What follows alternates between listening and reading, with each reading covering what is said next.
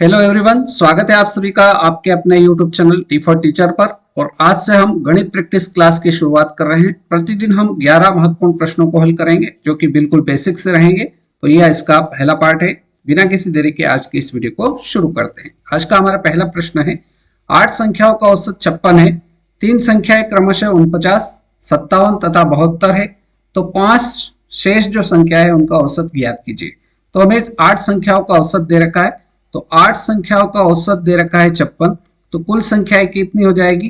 कुल निकालने के लिए इसका इसमें गुणा कर देंगे। 8 छंग 48 का 8, हासिल आया 4, 8 पंच 40 और 4 कितना हो जाएगा? 44। ठीक, तो 848 कुल आ गया। अब 3 संख्याएं हमें दे रखी है 49, 57 और 72, तो 3 संख्याओं का योग जो दे रखा है, 3 संख्याओं का योग क्या दे रखा है? 3 संख्याओं का योग, 3 संख्याओं का योग क्या हो जाएगा? तीनों संख्याओं को जोड़ लेंगे। तो तीनों संख्याओं को जोड़ेंगे तो क्या क्या संख्या है? 49 है, दूसरी संख्या 57 है, तीसरी संख्या आपकी 72 है। तो तीनों को जोड़ेंगे, चलिए जोड़ देते हैं। तो 9 और 9 18 का 8, हासिल आया 1, 4 और 1 हासिल का 5, 5 और 5 10 और 7 17। तो 3 संख्याओं का योग कितना आ गया? 178 आ गया। तो 5 संख्याओं का योग क्या हो जाएगा? तो हमको निकालना है 5 संख्याओं का योग। हम निकालेंगे 5 संख्याओं का योग। तो 5 संख्याओं का योग निकालने के लिए टोटल में से, टोटल कितना है? 448। इसमें से 3 संख्याओं का योग को घटा देंगे, तो 178 को घटा देंगे 448 में से, कितना आ जाएगा? 8 में से 8 गया 0 बचेगा, 14 में से 7 गया तो 7 बचेगा, 3 में से 1 गया तो 2 बचेगा। तो 5 संख्याओं का योग कितना आ गया? 270 आ गया। और हमें पूछा है शेष 5 संख्याओं का औसत, औसत पूछा है, तो 5 संख्याओं का औसत पूछा है, तो 5 का क्या कर देंगे? भाग दे देंगे। तो 5 का 270 में भाग देंगे तो 5 5 25, 2 बचा 20 हो गया, 5 चौक 20। तो 5 शेष जो संख्या बची थी उनका औसत कितना आ जाएगा? 54 5 संख्याओं का औसत आ जाएगा। तो सी विकल्प आपका राइट आंसर इस सवाल का हो जाएगा। अगला सवाल है दूसरा नंबर का सवाल, यदि किसी संख्या का 200% 90 है तो उस संख्या का 80% कितना होगा? किसी संख्या का मतलब किसी संख्या का निकालना है, तो x मान लेते हैं x संख्या को। तो x का 200%, प्रतिशत हटाएंगे तो बटे में कितना आ जाएगा? 100 आ जाएगा। और इसका मान कितना दे रखा है? 90 दे रखा है। तो इसको सरल कर लेते हैं। तो ये 2 जीरो से इसकी 2 जीरो कट जाएगी, तो ये हो जाएगा 2x बराबर 90। क्लियर? तो यहाँ से x का मान कितना हो जाएगा? x बराबर हो जाएगा 90, और ये 2 गुणा में इधर आएगा तो बटे में पहुंच जाएगा। 2 से ये कट जाएगा 45 बार। आगे बोल रहा है उस संख्या का, मतलब इस संख्या 45 का 80% हमसे पूछा है, तो हम निकाल लेंगे 45 का 80%। क्या निकाल लेंगे? 45 का 80% निकाल लेंगे। तो 20 चौक 80, 20 पंजे 100, 5 से इसको काट देंगे, 5 9 45, तो ऊपर बचा 9 और गुणा होगा 4 से, तो 9 का गुणा 4 से करेंगे तो 9 चौक कितना आ जाएगा? 36 आ जाएगा। अर्थात हमारे दूसरे सवाल का सही उत्तर 36 हो जाएगा। 36 आपका ऑप्शन ए में दिख रहा है, ए ऑप्शन आपका राइट आंसर रहेगा। आगे बढ़ते हैं सवाल नंबर 3 की ओर। सवाल नंबर 3 में हमसे दे रखा है, किसी वस्तु का अंकित मूल्य 8000 रुपए है जिसे 7200 में बेचा जाता है, छूट प्रतिशत पूछा है। तो हमें निकालना है सबसे पहले छूट कितनी मिली। तो छूट निकालने के लिए हमें क्या करना पड़ेगा? जितने रुपए का अंकित मूल्य उसके ऊपर लिखा था 8000 रुपए का, उसमें से उसने बेचा कितने में? 7200 में। तो इसको घटा देंगे 8000 में से, तो जो आएगा वो, मतलब 8000 में से 7200 घटाएंगे तो कितना आ जाएगा? 800 रुपए की उसको छूट मिली। लेकिन ये रुपए में नहीं पूछी है, ये छूट प्रतिशत में पूछी है।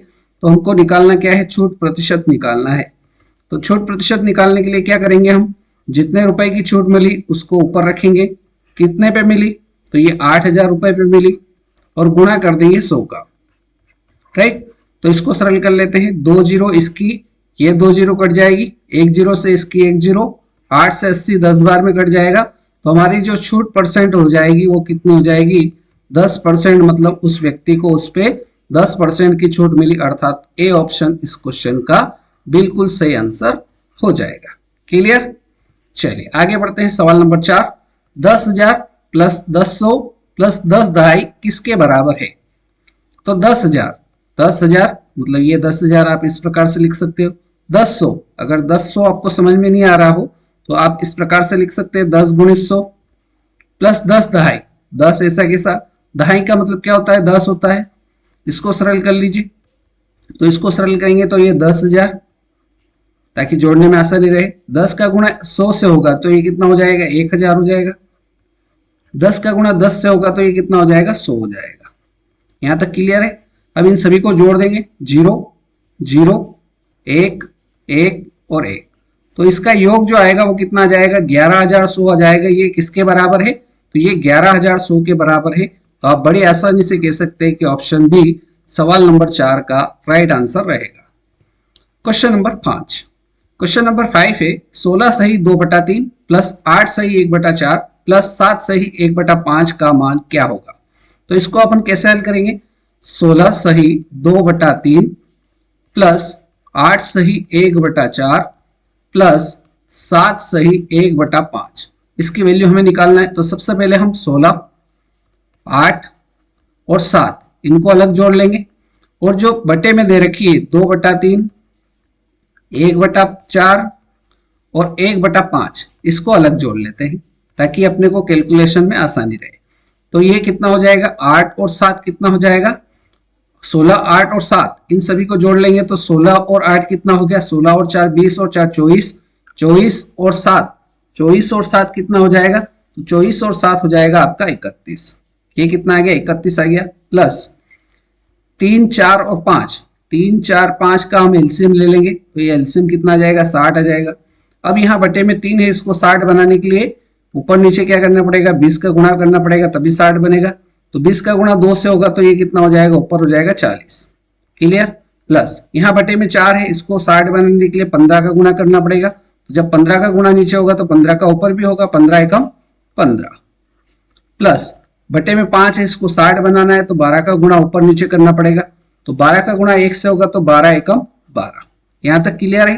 तो ये हो जाएगा 31 प्लस 40 15 और 12 इन सभी को जोड़ लेंगे तो 2 और 5 7, तो ये आ गया 7, 4 और 2 कितना हो जाएगा 6, 67/60। अब ऊपर वाली संख्या बड़ी है, नीचे वाली संख्या छोटी है, तो ये कट जाएगी। तो 67 में 60 का भाग चला जाएगा कितनी बार, एक बार भाग चला जाएगा, 7 बचेगा शेष। इसको अपन लिख सकते हैं 67/60 को 1 सही 7/60, क्योंकि वापस अगर इसको आप हल करोगे तो 60 का गुणा 1 से करोगे तो 60 एकम 60 और 7 उसमें जोड़ दोगे तो 67/60 आप इसको ऐसा लिख सकते हैं। तो आप यहाँ पर 31 में 1 जोड़ दोगे तो कितना आ जाएगा, 32 आ जाएगा, और 32 सही 7/60 इसका क्या हो जाएगा, आंसर हो जाएगा। तो आप बड़ी आसानी से कह सकते हो कि 32 सही 7/60 आपको कौन से ऑप्शन में दिख रहा है, 32 सही 7/60 आपका सी ऑप्शन इस क्वेश्चन का राइट आंसर रहेगा। क्लियर है। आगे बढ़ते हैं सवाल नंबर 6 की ओर। सवाल नंबर 6 कह रहा है साधारण ब्याज की किस दर से कोई धन 8 वर्षों में 2 गुना हो जाएगा। तो इस सवाल में हमको क्या निकालना है, रेट निकालना है, दर निकालना है। तो जब भी सवाल इस प्रकार का आपको दिखे तो आपको एक ट्रिक याद रखना है। ट्रिक क्या है कि जितने भी गुना करने का बोला, जितने भी गुना करने का बोला जाए, गुना करने में से एक को क्या करना है, गुना में से एक को घटाना है और बटे समय का भाग देना है, गुना -1 बटे समय, और गुणा करना है उसका 100 से। ये आपको इस सवाल को हल करने के लिए ट्रिक याद रखना है। जब भी आपको क्या बोला जाए, दर निकालने का बोला जाए, समय दे रखा हो और बोला जाए 2 गुना 4 गुना 5 गुना 8 गुना, तो इस प्रकार के सवाल को इस प्रकार से अपन हल करेंगे। कितना गुना है, 2 गुना है, तो गुना -1 तो गुना 2 -1, समय कितने वर्ष का दे रखा है, 8 वर्ष दे रखा है, तो बटे में 8 आ जाएगा और गुना हो जाएगा 100 से। क्लियर है। तो 2 में से 1 जाएगा तो कितना बचेगा, 1 बचेगा और बटे में 8 इंटू 100। इसको सरल कर लेंगे तो ये कितना हो जाएगा, 4 से इसको काट देंगे, 4 दूना 8, और ये कितनी बार कट जाएगा, 4 से काटेंगे तो 25 चौक 100, तो ऊपर आया 25 और बटे में कितना बचा 2। 25 में 2 का भाग देंगे कितना बचेगा, 25 का आधा होता है 12.5, तो हमारी रेट जो रहेगी वो कितने परसेंट रहेगी, 12.5% रेट रहेगी। आप बड़ी आसानी से इसमें डी ऑप्शन जो रहेगा आपका राइट आंसर रहेगा। क्लियर है। आगे बढ़ते हैं सवाल नंबर 7 की ओर। सवाल नंबर 7 कह रहा है दो संख्याओं के एलसीएम और एचसीएफ का गुणनफल 540 है। अगर उनमें से एक संख्या 60 है तो दूसरी संख्या हमको बताना है। तो आपको याद होगा 10वीं कक्षा में आपने एक पढ़ा था एक चीज कि पहली संख्या गुणित दूसरी संख्या बराबर होती है एलसीएम गुणित एचसीएफ, मतलब दो संख्याओं का जो गुणनफल होता है वो किसके बराबर होता है, तो वो बराबर होता है एलसीएम और एचसीएफ के गुणनफल के बराबर होता है। तो यहाँ पर हमें एक संख्या दे रखी है 60 है, दूसरी संख्या हमसे पूछी है तो इसको 1 मान लेंगे। एलसीएम और एचसीएफ का गुणनफल मतलब दोनों का यदि गुणा करेंगे तो कितना दे रखा है, ये हमको दे रखा है 540 है, तो यहाँ पर हम इसको रख देंगे 540। अब यहाँ से हम दूसरी संख्या निकालना है, दूसरी संख्या को हमने 1 माना है तो ये 540 ऐसा कैसा ही, और गुणा में जो 60 है इधर आएगा तो कहाँ आ जाएगा, बटे में पहुंच जाएगा। इसको काट देंगे, एक जीरो से इसको एक जीरो काट देंगे, 9 से 6 से इसको काटेंगे, 6 9 की 54, तो x की वैल्यू आ गई यहाँ पर कितनी, x बराबर आ जाएगा 9, और x मानी थी हमने क्या, x माना था हमने दूसरी संख्या को, तो हमारा दूसरी संख्या जो आ गई वो कितने आ गई, दूसरी संख्या हमारी 9 आ गई, तो 9 आपका ए ऑप्शन में दिख रहा है, तो ए ऑप्शन आपका इस सवाल का राइट आंसर हो जाएगा। क्लियर। आगे बढ़ते हैं सवाल नंबर 8 की ओर। सवाल नंबर 8 कह रहा है निम्न में से उचित भिन्न है, इनमें से चारों विकल्प में से उचित भिन्न कौन सी है, 8/5, 4/3, 6/7 या 5/3। तो उचित भिन्न क्या होती है, तो उचित भिन्न वह भिन्न होती है जिसका अंश हर से कम हो। अंश हर से कहाँ कम है, तो यहाँ पर देखिए सी वाले विकल्प में आपको अंश छोटा दिख रहा है, हर बड़ा दिख रहा है, इसलिए ये वाली भिन्न जो रहेगी वो आपकी उचित भिन्न हो जाएगी। तो सी ऑप्शन इस क्वेश्चन का राइट आंसर रहेगा। जैसे यहाँ पर डेफिनेशन मैंने लिख रखी है, वह भिन्न जिसका अंश हर से कम हो, इस प्रकार की भिन्न आपकी उचित भिन्न कहलाती है। यहाँ पर उदाहरण है 5/7, अंश आपका छोटा है, हर बड़ा है। 7/11, अंश छोटा है, हर बड़ा है, तो ये आपकी उचित भिन्न। 3/7, 3 छोटा है मतलब अंश छोटा है हर से, इस प्रकार की भिन्न जो होती है वो आपकी उचित भिन्न कहलाती है। एक और प्रकार की भिन्न होती है अनुचित भिन्न। अनुचित भिन्न की परिभाषा क्या होगी, वह भिन्न जिसका अंश हर से अधिक हो, मतलब अंश क्या होगा, बड़ा होगा, जैसे 7/5 अंश बड़ा है हर से, 11/7 अंश बड़ा है हर से, 7/3 अंश बड़ा है हर से, तो ये भिन्न जो कहलाती है वो आपकी अनुचित भिन्न कहलाती है। तो ये भी आपको याद रखना है। आगे बढ़ते हैं सवाल नंबर 9 की ओर। सवाल नंबर 9 दे रखा है एक समकोण त्रिभुज का एक कोण 45 डिग्री है, तो त्रिभुज के तीसरे कोण का मान अपने को निकालना है। क्या कह रहा है सवाल, एक समकोण त्रिभुज का एक कोण 45 डिग्री है, तो त्रिभुज के तीसरे कोण का मान क्या होगा। तो सबसे पहले हम इसको एक डायग्राम से समझते हैं कि आपका क्या है, समकोण त्रिभुज है। ठीक, तो समकोण त्रिभुज है मतलब इसका एक कोण, ये वाला कोण जो रहेगा, जिसे इसका नाम दे देते हैं ए, बी और सी। ये वाला कोण कितने डिग्री का है, तो ये समकोण त्रिभुज है तो 90 डिग्री का ही होगा। ये कह रहा है कि इसमें से एक कोण, मान लीजिए इस कोण को अपन मान लेते हैं कितना दे रखा है, 45 डिग्री दे रखा है, तो हमसे पूछा जा रहा है कि इस वाले कोण का मान, जिसको अपन x मान लेते हैं, इसका मान अपने को निकालना है। तो हम जानते हैं कि त्रिभुज के तीनों कोणों का योग कितना होता है, हम जानते हैं त्रिभुज के तीनों कोणों का योग, त्रिभुज के तीनों कोणों का योग हम जानते हैं कि त्रिभुज का जो तीनों कोण होते हैं उनका टोटल कितना होता है, तो त्रिभुज के तीनों कोणों का योग 180 डिग्री होता है। तो ये तीनों कोण कौन कौन से, x, 90 और 45, इनको यदि हम जोड़ेंगे तो x 90 डिग्री और 45 डिग्री, 90 डिग्री और 45 डिग्री, इनका टोटल कितना आना चाहिए, ये आना चाहिए 180 डिग्री के बराबर। क्यों, क्योंकि त्रिभुज के तीनों कोणों का योग 180 डिग्री होता है।